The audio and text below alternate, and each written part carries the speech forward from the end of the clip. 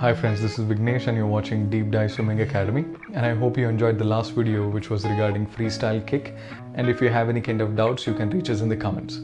In today's video we'll be learning what are the basic factors that you need to understand on the day one of learning swimming. So the first thing that we'll be looking at is breathing, and after that floating and gliding.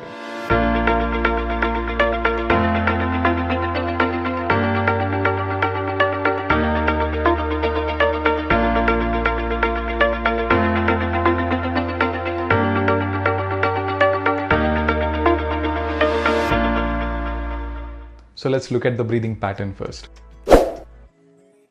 Breathing is one of the most important factor as far as swimming is concerned. That is the first thing that you need to learn in order to get comfortable in the water. When we are outside the water, the breathing pattern is absolutely different. We don't really care how exactly we are breathing in and we are breathing out. But when we go inside the water, the breathing pattern has to be in a perfect way. If I have to give you an example, while sleeping we use our nose for breathing in and breathing out. But when we are on a treadmill after working out and once we get tired, we use our mouth for breathing in and breathing out.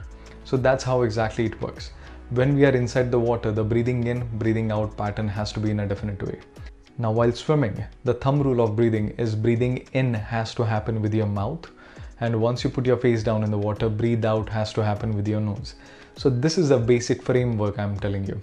Now whenever we go inside the water, let's say that if you are swimming or if you're trying to glide or if you're trying to put your head down in the water, so the first thing that you need to do is take a nice deep breath with your mouth inside and then put your face down in the water. But once you put your face down in the water, usually you have to breathe out with your nose. That is how exactly the breathing out has to happen. So the basic thing you understand, breathing in before going inside the water has to happen with your mouth. And once you go inside the water, breathing out has to happen with your nose. So if you're finding any kind of difficulties while doing it, you can do this exercise without putting your head down inside the water. You just stand very close to the wall, hold the wall and try to do this exercise without putting your head down inside the water. First thing, try to take a deep breath with your mouth, hold in for a second, breathe out nicely with your nose, and repeat that action for at least 10 to 15 times till the time you're a little comfortable with that. It will be a little challenging for you initially because we don't really follow this breathing pattern when we are outside, but you need to be a little conscious and make this thing happen.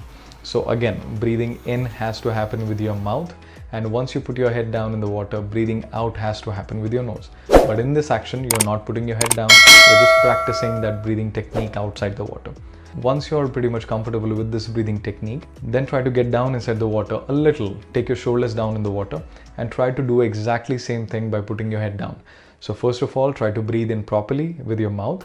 Once you take nice amount of breath, hold in for a second, put your face down in the water and try to breathe out slowly with your nose. That is what we're supposed to do. And you will see some bubbles coming out of your nose. That means you're breathing out very nice. Now once you're pretty much comfortable with this, you can start breathing out with your mouth also. Take nice amount of breath with your mouth, put your head down in the water and start breathing out with your mouth. Try not to open your mouth wide open, you have to open your mouth a little and try to breathe out with that. And you will see some bubbles coming out of your mouth. And you have to get used to with breathing out with your nose as well as mouth, because somewhere down the line, it is going to help you. Now the next factor we'll be looking at is the floating part.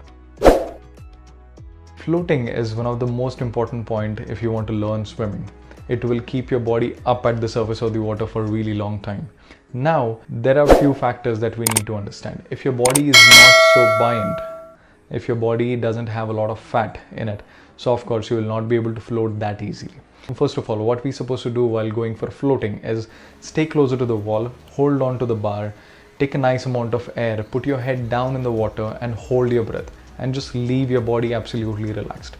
You just need to hold on to the wall or hold on to the bar as relaxed as possible and just relax your body as much as you can.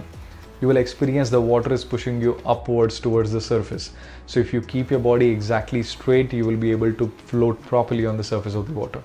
And you will experience within no time, within 2 to 3 seconds, your body will be absolutely up on the surface of the water. And that's what the floating is.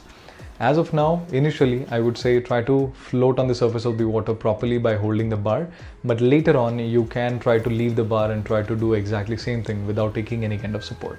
But initially, try to take the support and be really comfortable and try to be as stable as possible.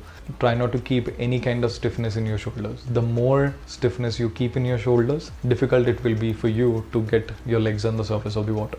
So the next step is gliding.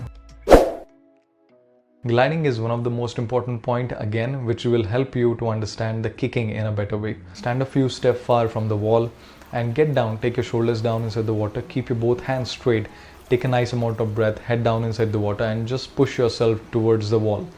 Once you get to the wall, once you go closer to the wall, keep on your body very much relaxed. You will experience yourself floating on the surface of the water.